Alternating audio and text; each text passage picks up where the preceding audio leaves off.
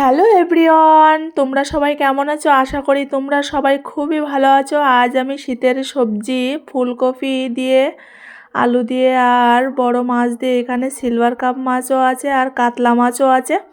তো কড়াইতে তেল গরম বসিয়ে দিয়েছি। এবার আমি ভালো করে তেলটা গরম করে নিয়েছি।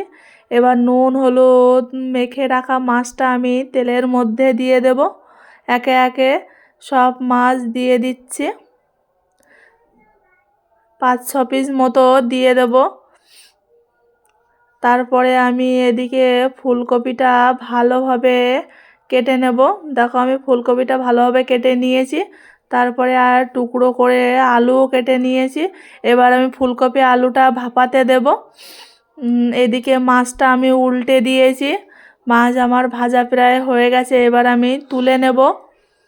তুলে নিয়ে যেগুলো বাকি ছিল ওই মাছগুলো আমি দিয়ে দিয়েছি ভাজতে। এদিকে আমার ফুলকপি আলু প্রায় সিদ্ধ হয়ে গেছে। এবার আমি নামিয়ে নেব। এদিকে আমার মাছটাও ভাজা হয়ে গেছে। এবার আমি মাছগুলো তুলে নিয়েছি।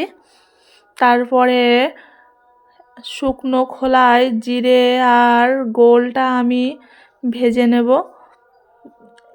জিরে ঘোলটা আমার ভাজা হয়ে গেছে। এবার আমি নামিয়ে নিয়েছি।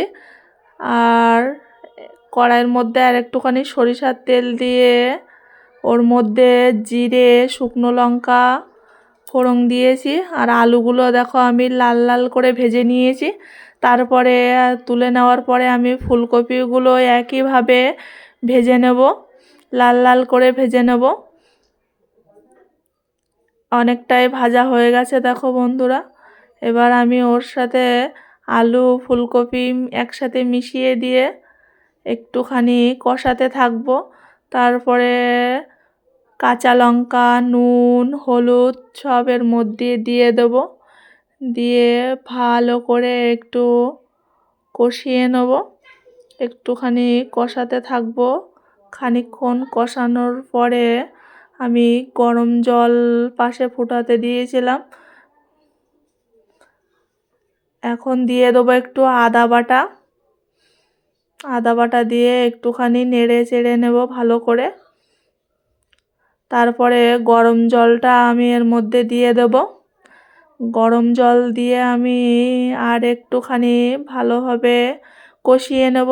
তারপরে জল দেওয়ার পরে ভালো করে ফুটলে আমি ওর মধ্যে মাছগুলো দিয়ে দেব।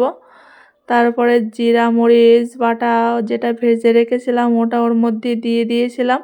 আর একটু গরম মশলার গুঁড়ো দিয়ে নামিয়ে দিলাম। বন্ধুরা কেমন হলো?